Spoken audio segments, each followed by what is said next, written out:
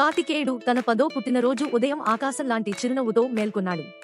కిటికీ గుండా వెలుతురు చూరుగుతూ అతను బెడ్ నుండి దూకి ఈ రోజు ప్రత్యేకంగా ఉండబోతోందనే ఉత్సాహంతో నడిచాడు. హ్యాపీ బర్త్డే అంటూ కిచెన్లో అతని తల్లి సాదరంగా పలకరిస్తూ ఒక గ్లాస్ గోరువెచ్చని పాలను అందించింది. ధన్యవాదాలు అమ్మా అని చిరునవ్వుతో చెప్పాడు. హ్యాపీ బర్త్డే కార్తికేయ, నన్ను ఓపెన్ చెయ్యి. ఆసక్తితో ఉత్సుకతతో కార్తికేయుడు పెట్టెను తెరిచాడు. అందులో ఓ మెరుస్తున్న బైనాక్యులర్స్ మరియు పక్షుల గురించి ఒక పుస్తకం ఉన్నాయి. అప్పుడు అతని తండ్రి పిక్నిక్ బాస్కెట్తో కనిపించి, నీ అడ్వెంచర్కి సిద్ధమా అంటూ నవ్వుతూ అడిగాడు. వారు ఒక దగ్గరలో ఉన్న నేచర్ రిజర్వ్ కి వెళ్లారు. కార్తికేయుడు అక్కడ గంటల కొద్దీ పక్షులను గమనిస్తూ వాటిని తన కొత్త పుస్తకంలో గుర్తించుకుంటూ గడిపాడు. అతని తండ్రి ప్రతి పక్షిని గుర్తించడంలో సహాయపడగా అతని తల్లి అతని ఇష్టమైన స్నాక్స్ ను తెచ్చింది. సూర్యుడు అస్తమించడంతో వారు ఇంటికి తిరిగి వచ్చారు. లివింగ్ రూమ్ లో అతని కోసం ఒక చిన్న కేక్ సిద్ధంగా ఉంది.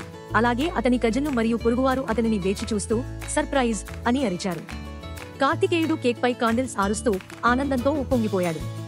అతను ఊహించిన పెద్ద పార్టీ కాకపోయినా ఇది ఇంకా మంచి అనుభవంగా మారింది. ఇది అన్వేషణ, నవ్వులు మరియు ప్రేమతో నిండిన అతని జీవితంలో ఉత్తమమైన పుట్టినరోజుగా నిలిచింది.